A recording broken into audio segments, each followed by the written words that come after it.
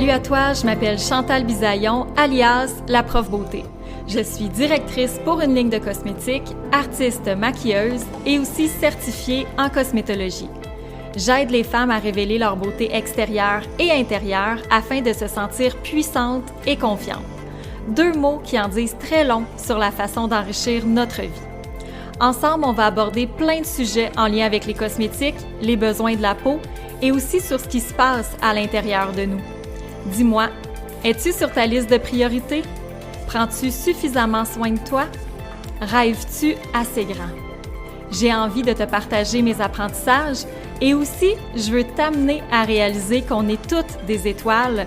On a juste besoin d'apprendre à briller. Bienvenue dans mon univers.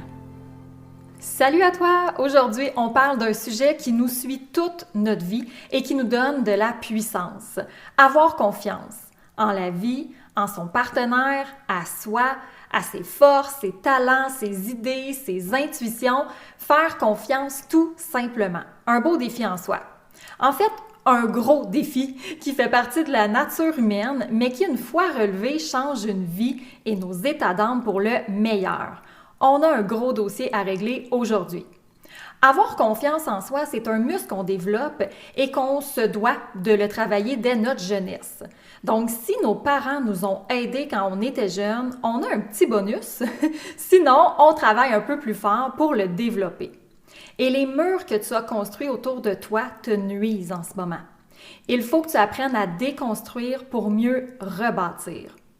La différence avec l'estime de soi, celle-ci est basée sur le regard que l'on pose sur nous-mêmes, tandis que la confiance en soi est liée à notre capacité à agir, à passer à l'action, en lien avec nos compétences. C'est quoi manquer de confiance en soi? As-tu tendance à toujours douter de toi-même, d'hésiter devant la moindre décision à prendre, de tout remettre en question, de chercher sans cesse l'approbation des autres, de te sentir constamment insatisfaite, vulnérable, coupable, de penser à ce que les autres vont dire « Ah, ça ne marchera pas, ça ne donnera rien », de penser comment tu vas être perçu. Tout ça, ça en fait partie du manque de confiance en soi. Une formule que j'aime bien et qui explique comment acquérir de la confiance en soi, écrit ça, CES égale CES. Donc, si on prend les premières lettres de chaque mot, CES, donc confiance en soi, égale CES pour connaissance, expérience et succès. Pour avoir de plus en plus confiance en toi et passer au niveau suivant. Celui où de plus en plus les peurs sont derrière toi parce que tu comprends que tu as suffisamment de confiance pour y faire face. C'est pas que tu n'as plus de peur, là. Non, on en a pareil, mais grâce à ta confiance et ton courage, tu te sens plus outillé pour les affronter. C'est un travail qui est, selon moi, un peu plus facile à faire que d'augmenter son estime de soi. On est tellement dur envers nous-mêmes, on se dit des choses qu'on n'oserait même jamais dire à nos meilleurs amis. À force d'entretenir ce discours-là, on finit par se croire. Parce que tout ce qui est en mode répétition te permet de l'ancrer encore plus en toi, que ce soit des pensées ou des actions, positives ou négatives. Si constamment tu te dis « Ah, je suis pas bonne, je suis pas capable, je serai jamais capable, j'ai pas les compétences pour, je suis nulle », tu finis par y croire. Et il n'y a personne qui t'inflige ce genre de pensée autre que toi. En fait, s'il y a vraiment une personne de ton entourage qui te dit ça, j'espère que tu l'as éliminé de ta vie. Aucune personne ne mérite de faire partie de ton univers si c'est pour te rabaisser. Rappelle-toi toujours qu'avec des connaissances, de l'expérience et des petits succès, tu vas y arriver. Est-ce que tu t'es déjà posé la question à savoir qu'est-ce qui se passerait si tu étais tout à fait confiante que les choses vont bien se passer pour toi? En quoi ton quotidien serait différent?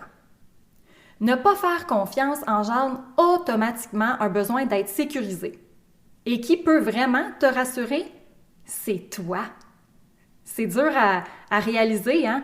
Mais oui, parce que les autres peuvent aussi le faire, comme qu'ils peuvent faire complètement le contraire, et c'est là le danger. parce que tu fais face à leur insécurité.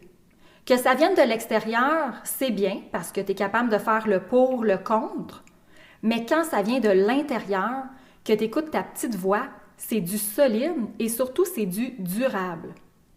Comme la source de nos doutes et de nos peurs viennent toujours de l'intérieur, ben c'est à nous donner les moyens pour développer ce muscle-là de la confiance. Tu te mets une pression énorme psychologique, probablement depuis trop longtemps, alors ton esprit doit être reprogrammé. On doit redéfinir nos paramètres. On doit tout le faire. Sinon, c'est l'autodestruction en cours. S'autodétruire avec des mots ou des pensées, c'est une violence qu'on se fait à nous-mêmes. Et des fois, c'est de façon inconsciente. On doit reprogrammer notre discours intérieur. Est-ce que moi, Chantal, la petite fille d'un petit village de Sainte-Hélène-de-Baga, il y a 15 ans, quand j'ai commencé ma business, pensais que je serais capable d'être numéro 1 en Amérique du Nord, Canada, US? Non, j'ai vraiment pas commencé ainsi. Mais oui, je me suis donné la chance de bâtir ma confiance pour y parvenir. Et en fait, je serais curieuse de faire un sondage aux personnes qui sont venues au secondaire avec moi s'ils pensaient que j'accomplirais une telle réussite dans ma vie. La réponse aurait été non. Définitivement non, parce que j'étais gênée, je prenais pas ma place et pour bien d'autres raisons. Mais tout ça, ça se bâtit. Imaginez si j'avais fait le sondage pour vrai avant de commencer mon entreprise. Pensez-vous que j'aurais vraiment commencé mon entreprise? Sûrement pas, parce que l'approbation des autres m'aurait fait peur parce que ça aurait été négatif. Ça aurait été zéro motivant et surtout, j'aurais diminué encore plus ma confiance en moi.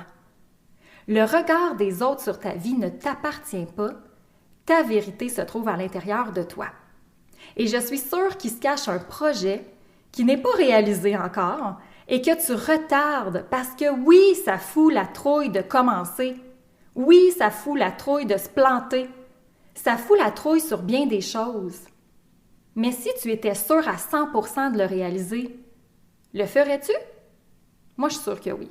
Le problème est que vu qu'on doute, qu'on n'est pas sûr, qu'on a des peurs, on n'investit pas assez de temps, d'argent dans le projet, tout d'un coup que ça ne marche pas. Effectivement, ça a bien des chances de ne pas fonctionner. Si tu n'es pas sûr de ton projet, c'est qui va y croire? Tout part de toi. Tu dois être investi à 100%. Même si ta confiance n'est pas au rendez-vous, tu vas l'attraper en chemin. Comme un jeu vidéo, j'aime bien la comparaison. Sur ton chemin, tu vas trouver des sous, des bonus, il y a même des trucs qui vont te permettre de grandir, qui vont t'amener à réussir le tableau.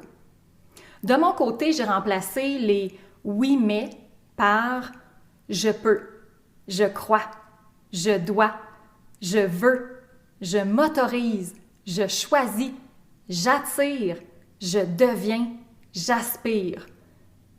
T'as-tu vu juste les lire, ces mots-là en boucle? Ça fait du bien.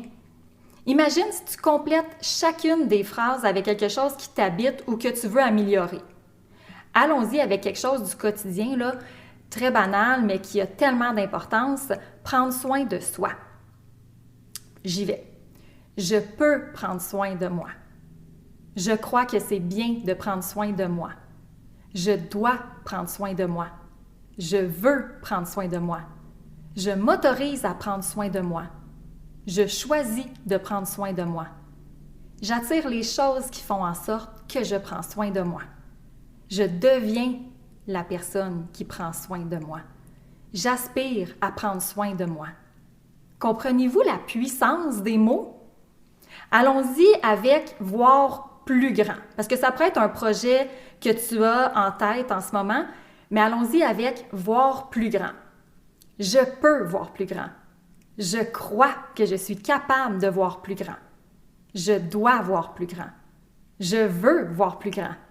Je m'autorise à voir plus grand. Je choisis de voir plus grand. J'attire les choses qui me permettent de voir plus grand. Je deviens la personne qui voit plus grand. J'aspire à voir plus grand. Et là là, c'est puissant, là! Prends ces mots-là avec un nouveau discours à chaque matin. Le manque de confiance en soi vient aussi avec les jugements que la société ou nos parents nous ont fait croire et qu'on a bien voulu croire. La peur de déranger, la peur d'être jugé, d'être critiqué, le rejet, faire partie d'un moule, ne pas déroger du cadre, ne pas s'affirmer, ne pas parler trop fort, ne pas parler d'argent, ne pas parler de ses réussites. Non, mais coudonc, on peut-tu vivre? As-tu déjà remarqué que lorsque quelqu'un manque de confiance en elle, on est prêt à aller la serrer dans nos bras en disant « T'es capable! » Alors que l'autre qui partage ses réussites humblement, on lui lance des pierres en pensant « Regarde la fraîche. » Regarde la fraîche. C'est comme si on n'avait pas le droit d'être fier de ce qu'on accomplit. J'ai assisté récemment à une conférence que Mariana Mazza donnait et j'ai adoré l'exemple qu'elle a pris. On va être heureux de voir le petit Joe Blow qui gagne 3 millions à la loterie n'ayant jamais rien fait de sa vie, alors que le gars qui arrive dans sa Lamborghini flambant neuve parce qu'il a travaillé fort toute sa vie, c'est un fendant. Non, mais c'est grave, là, c'est grave. La société nous dit « Hey, travaille fort, mais monte-les pas. » Ben moi, je vais te dire « Travaille fort, assume-le, parce que t'es belle à voir et t'es inspirante. » Vis ta vie pleinement, peu importe le regard des autres. Parce que si ces personnes t'ont déjà dit que tes rêves et tes ambitions étaient impossibles, ils parlent de leur possibilité à réussir, pas la tienne. Ils essayent de transférer leur confiance, en fait, leur manque de confiance en eux dans ton discours intérieur. N'accepte pas ce message-là, il ne t'appartient pas. J'ai une citation dans mon bureau, collée sur mon mur, qui est écrit « Ici, le possible est déjà fait, l'impossible est en cours, pour les miracles, prévoir 48 heures. » Je l'aime tellement, cette citation-là. Les miracles, c'est nous qui les créons. Par nos actions, notre attitude, par la capacité de voir grand, par notre fréquence, par notre optimisme. Bien sûr, j'ai des solutions là, pour toi. Les voici. Change ton discours intérieur. Aide-toi avec des affirmations positives qui construisent ta confiance au lieu de la déconstruire. Je ne sais pas si tu connais Motivop, c'est une compagnie qui font des autocollants transparents avec des beaux mots à se dire. Tu peux les coller dans ton miroir, ta fenêtre, ton frigo, ton auto. Et il faut penser là, qu'on a plus de 60 000 pensées par jour. Imagine si la plupart d'entre eux sont négatifs. Ça te prend de l'aide là, pour réajuster le tout. Change ta posture. Oublie les épaules basses, là. Remonte-moi ça un peu. Comme une de mes amies dit, « Aie les seins heureux. » Oui, t'as bien compris. Autrement dit, rentre ton ventre, sors tes seins, redresse tes épaules et sois fier d'exister, bon sang.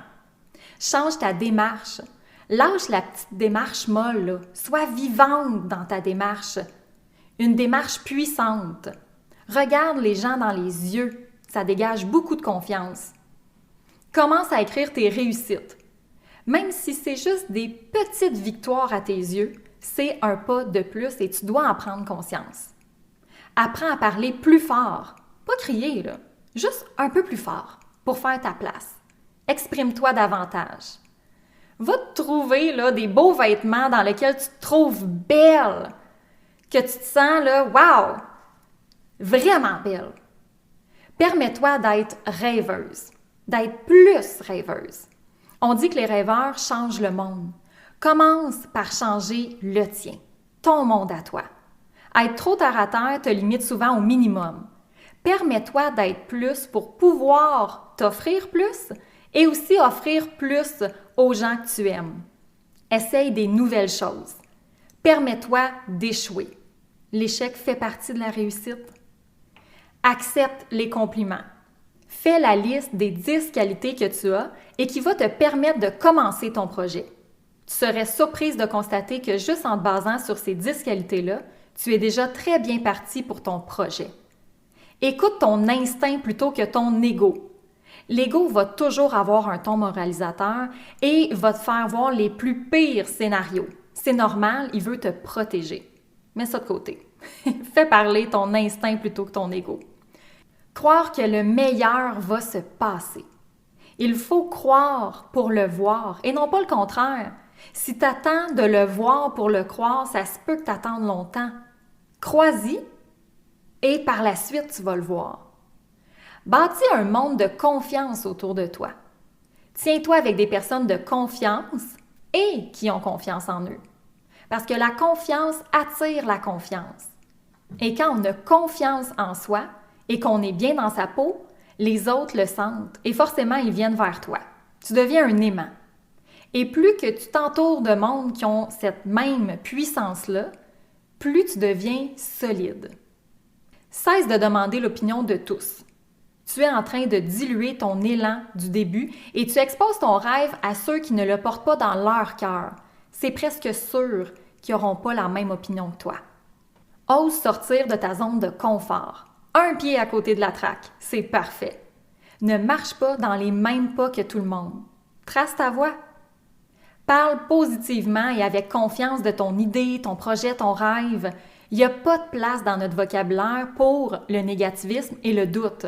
Oui, tu vas en avoir des petites rechutes, ça fait partie de la game, mais tu dois développer la capacité de rebondir rapidement face à un obstacle. Parce que tu sais quoi? Le doute et la foi ne peuvent pas coexister les deux émotions ensemble. C'est soit que tu es dans le doute ou soit que tu es dans la foi. Choisis bien ton camp. Rappelle-toi régulièrement 3 succès dans ta vie que tu as réalisés. Comment tu étais fière? Comment ça te donnait de la puissance? Comment tu te sentais donc bien merveilleuse cette journée-là? Faut que tu vibres à cette fréquence-là. Bref, on garde en tête que la confiance grandit avec nos réussites et nos bons coups. Quand on est en constante évolution et qu'on ne se tape pas constamment sur la tête. Mets en pratique les points que je t'ai mentionnés et je suis certaine que ta confiance va augmenter d'un cran. Peut-être 2, voire 3. La semaine prochaine, je vous parle de maquillage. Bonne journée!